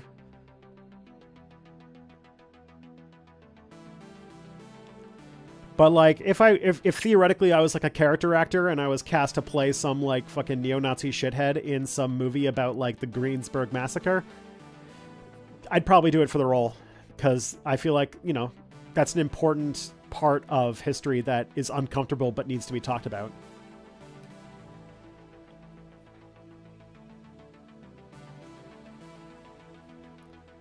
But yeah, like, you know, the sort of like, I don't think I would want to be, I wouldn't be like, you know, into playing in a role that would be like a Tarantino, like with like Pulp Fiction, like dead N-word storage type scenes. I think those are gratuitous and bad, and I don't like it.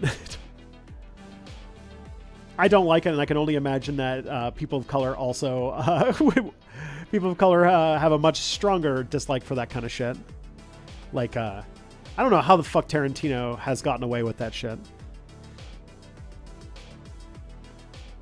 Quentin Tarantino is such a weird and complex person about where he stands on all this shit. Because there's a lot of people I know who are, you know, people are very big fans of his work, but also he does some very fucked up shit.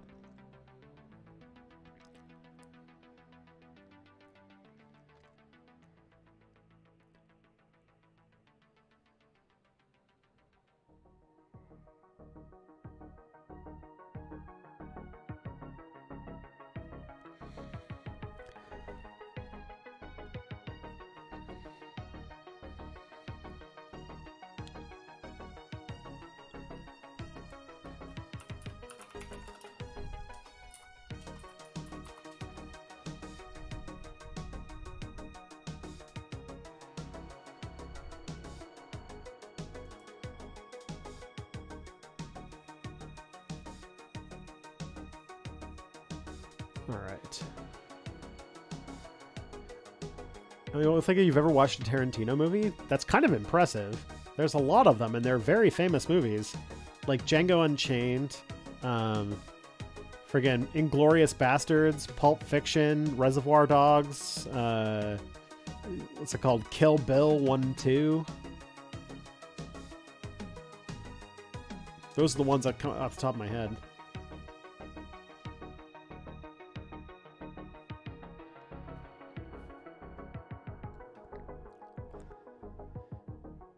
Didn't he make a Western movie recently?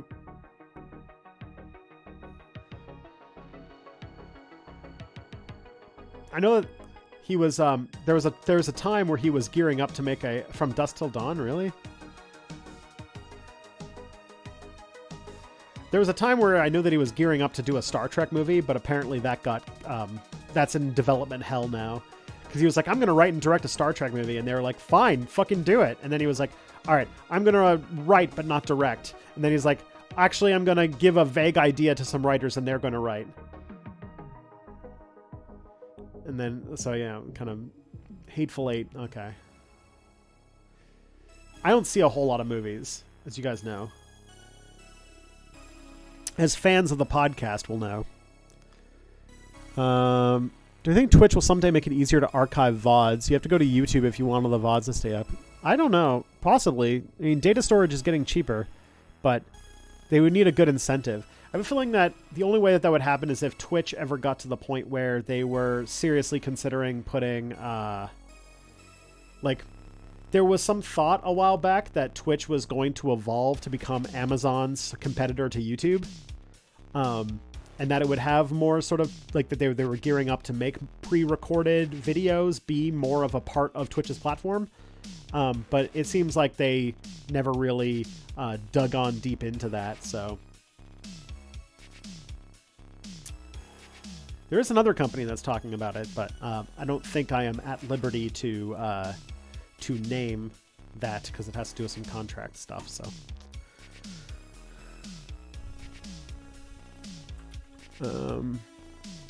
I just learned that the British security state is holding people prisoner to keep the BJP happy in order to have a good trade deal with India. Okay. Might this be a preview of how the world reacts to America where the president goes on full American Caesar? Possibly. I feel like it's a good reaction to showing what post-U.S. hegemony world is like, where the new superpowers have different sort of priorities, and we're going to have to understand that. But that's fucked up. Hindra Modi is a monster. Man, I know that it would get like negative views if I made it, but I gotta talk. I like the BJP and Hindu nationalism and Hindutva stuff is an interesting segment of the far right that we have not reckoned with a whole lot. Mostly because it's mostly an Indian phenomenon, but it's disturbing for sure. How can we have an international organization with the benefit of free movement like the EU, but without the neoliberal damage of free trade like NAFTA? I mean, Hindutva.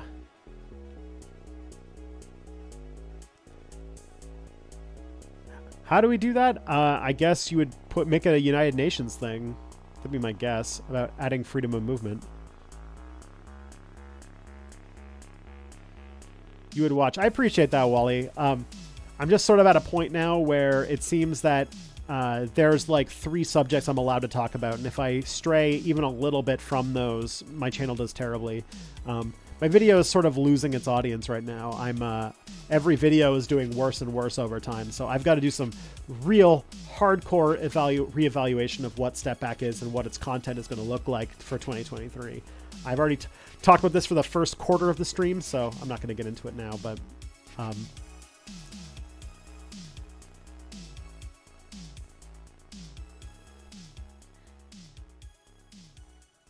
I have a lot of, I have a lot of reservations, or I have a lot of I have to put a lot more serious thought into what people want to do. As I talked about earlier, I got to do conspiracy theories, response/takedown content, and analysis of the American far right, and the far left as general topics. So far left, far right, conspiracy theories, and response/takedown content. Those are the 4 things that I'll be doing next year. All 4 videos, all 4 topics will be the only things that I make videos about, because straight up educational content just doesn't work on YouTube anymore. That's probably now space for something like a Nebula original series or something.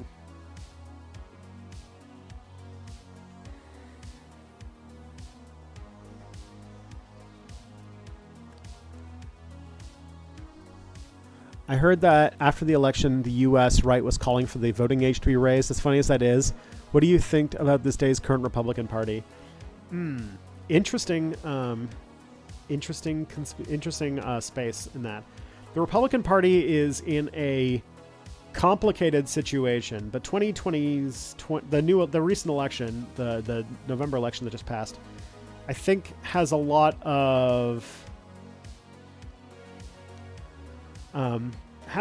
potential there, because if I were thinking like a Republican right now, the general theory you might be able to walk away from with the midterms recently was that Trump's power is not nearly as great as it used to be.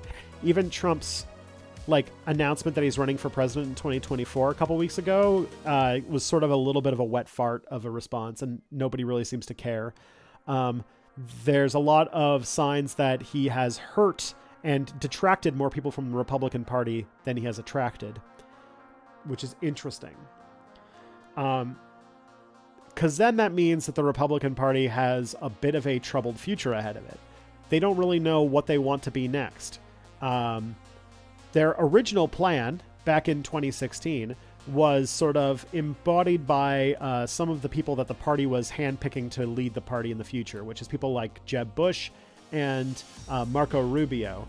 The idea was that the Republican Party was going to try and make inroads with the Latino community, because there's the Latino community overall in the U.S. is very young, but also has a lot more sort of conservative social values that Republicans could definitely make inroads with. So they were like, if we could just get over the immigration / open racism part of the Republican Party and focus more on these like sort of culture war issues, then a lot more Latinos would join in the Republicans, and we could, undo the sort of bluing up of the American Southwest that's happening, and shore up the future of the Republican Party for years to come. And I don't know to what extent that's working. I've heard some rumblings that the Republicans or conservative political values are doing better amongst the Latino community than they used to, which is very confusing given who was president from 2016 to 2020. But it's a thing. It's a thing that could be happening. And also new powerful leaders like what's his name, Ron DeSantis, who is looking like he's probably going to be the face of looks like essentially what's going to be interesting about 2023 that we're going to be looking forward to is that the election, the Republican primaries are going to start ramping up, right? And there's this idea, and this is sort of the idea I was going on, which is that basically everybody was waiting to find out if Trump was running for president, and if he chose to run, that basically nobody, except for like a few kind of wang rods, are actually going to try and run, because they knew that they would have absolutely no chance. But now Donald Trump has shown that there's weakness, that he's not as popular as he used to be, that his brand is tarnished, and that there might not be much of a future in the Republicans with just sort of latching onto his energy, which is interesting. So now that he's running, but it's sort of not looking like it's as strong as it was, we're going to see who does the political calculus and thinks that they can actually go up against Trump in the primaries and win. I think Ron DeSantis is heavily believing that he can do it. And I think some of the other ones who are waiting in the wings to be president, like your Rubios, your Cruzes, your Bushes and stuff like that, are all going to sort of watch the situation, conduct research, and figure out whether or not they think they can actually make a run for it in the primaries. And so I don't know. The Republican primaries are either going to have a stupidly large amount of candidates like they did in 2016, or it's just going to be Trump and DeSantis, and it's going to be like a one-on-one off. And I don't know where that's going to go quite yet. But that'll probably decide a lot of the fate of the Republican Party, because the idea is like, the immigration question, basically, that the idea of like, is explicit racism going to work with the Republicans anymore, or if that was a thing that has peaked and is on the way out, and they go back to their own like post 2012 plans of trying to expand their base, or do they go down the option that Zaber was talking about here, which is that if they can't get a larger base, what they need to do is just make it harder and harder to vote, so that they can just have minority rule. I think that's their plan B, probably. Which of those works? Who knows?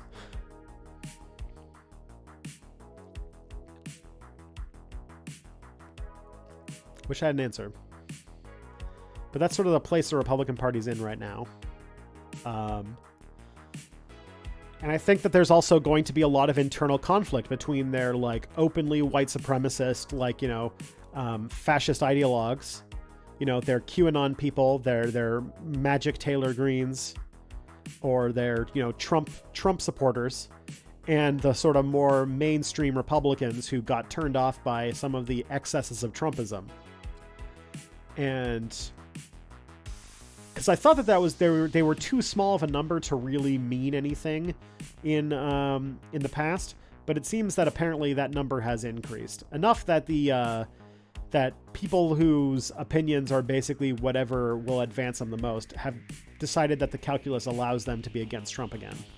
So we'll see.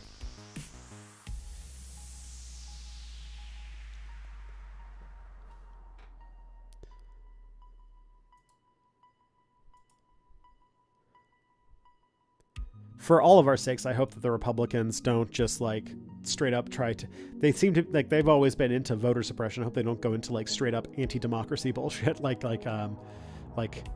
getting into weird dark enlightenment accelerationist stuff. Or if Republicans start quoting Nick Land, we know we're in trouble.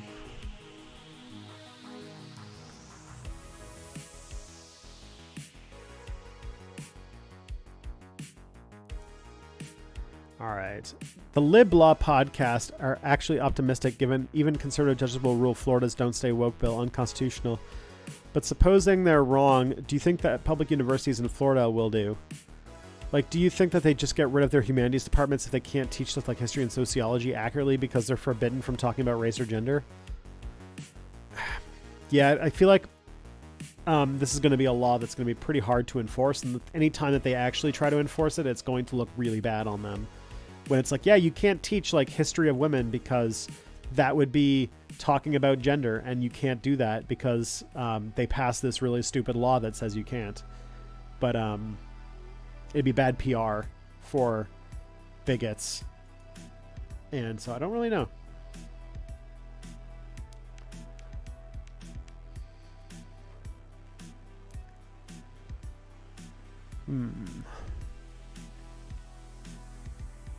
All right. Got one more question. How much did election denialism tank the number of Republicans who voted in the midterms? Obviously. Oh, I already answered this one. Okay. Yeah. Yeah. So yeah, as Pim is pointing out, they're kind of a lot of the right have realized that there are limits to the size that they can get, and it's not the critical amount they need to get their sort of, Turner Diaries fascist utopia. And that's why they're reaching out to disaffected leftists who are mad about the failure of the Bernie Sanders campaigns and trying to get them into far-right politics. That's why you've got your Calebs and your Hazes and your Jimmy Dores and your Peter Coffins out there trying to convince people that patriotic socialism isn't just Nazism with a thesaurus,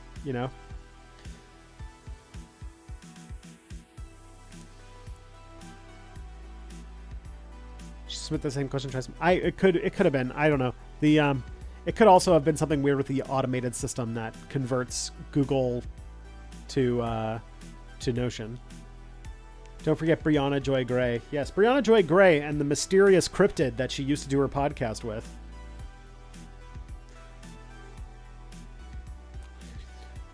There are legends that say nobody knows who she did her podcast with, and we will never find out.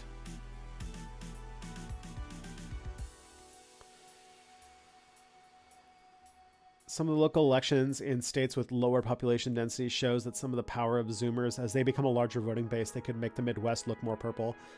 That is true. It turns out that young people, there's that's another reason why I think that that a lot of the Republicans are freaking out a little bit, is because the midterm showed, I think the midterms were one of the first elections where Zoomers were the major deciding factor in things. And it turns out that there's no Republican Zoomers. That basically there's a hard minimum age that for Republican support. And that once you get under about the age of 30, there's basically no Republicans. And that is very dangerous to the future of the Republican Party. And I think that's why that freak out happened. And is probably a significant reason why the midterms went the way they did.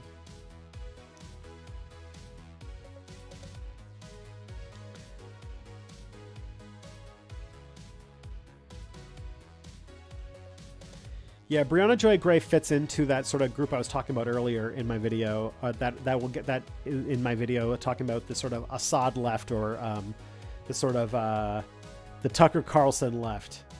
She definitely fits into that sort of weird attempt to marry socialism with anti-social justice bullshit.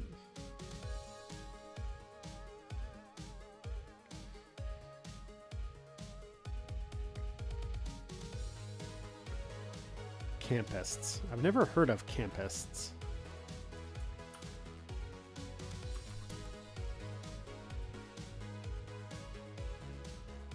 This is a new word.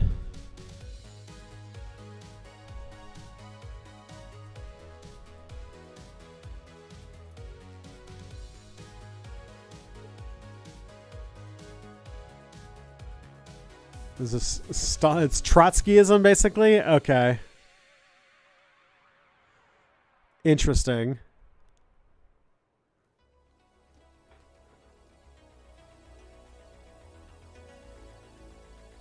Trotskyism, you say? We're going back to dealing with Trotskyists trying to undermine the Soviet government, huh? Campist equals any leftist or leftists who defend any country not aligned with the U.S. Ah, that makes sense. Is anyone else finding a lot of reactionary content just popping up in their recommendations despite not watching that content at all? Oh my. Did Elon Musk take over YouTube while we weren't looking? Brianna disappoints me constantly. Like, I'm going to need her to stop denying that people need to stop being bigots. And yeah. I guess now, like her and a lot of people, like, if you are a person who spent a lot of time in Glenn Greenwald's orbit, you're immediately sus. Because, yeah, like, now there's, like, you know, because didn't she come from The Intercept? Isn't she an Intercept person before? I thought she was from Glenn Greenwald's sort of orbit before she did her own thing. Before she joined Bernie Sanders' campaign, right? And then,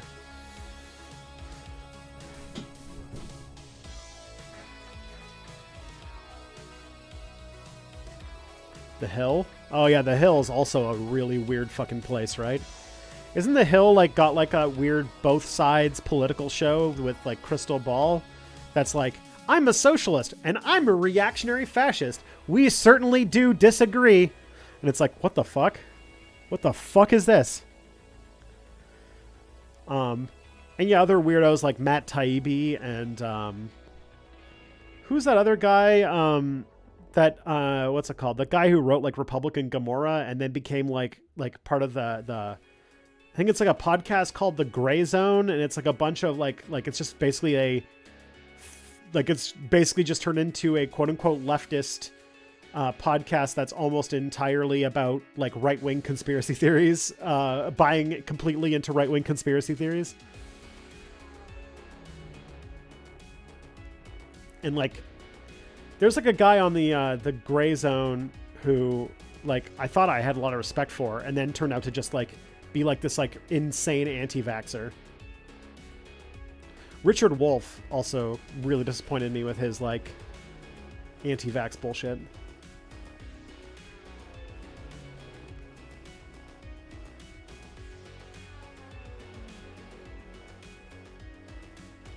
So, you know, there's all that.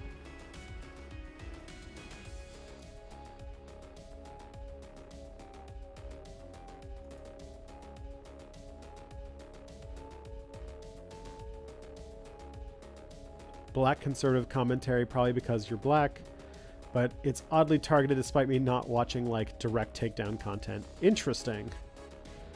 So this is like sort of like the Black Manosphere or something. That is disturbing. I don't know what the hell's going on with that. Did Richard Wolff did anti-vax stuff? What did he say? He equivocated like people who were like, there were workers who were getting mad at their bosses because of like mask mandates and vaccine mandates, and he was like taking the sort of like worker side of that, being like, it's unfair for the bourgeoisie to force you to have to wear a mask or get a vaccine to work. And it's like, oh, what? Bruh.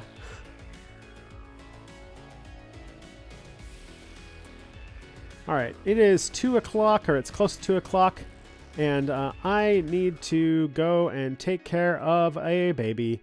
So this was really great, everybody. Thank you for coming to the stream. I had a really great time. This was a really good conversation. Sometimes it's hard to just keep the energy up when it's just me and Mia's not here, but I feel like we had a really good time today. I feel like this was a really good stream.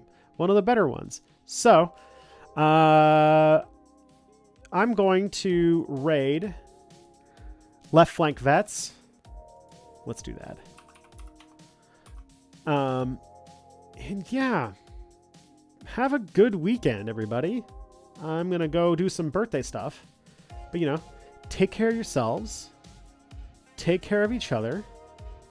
And I'll see you guys next Friday, where there will also be a video, hopefully.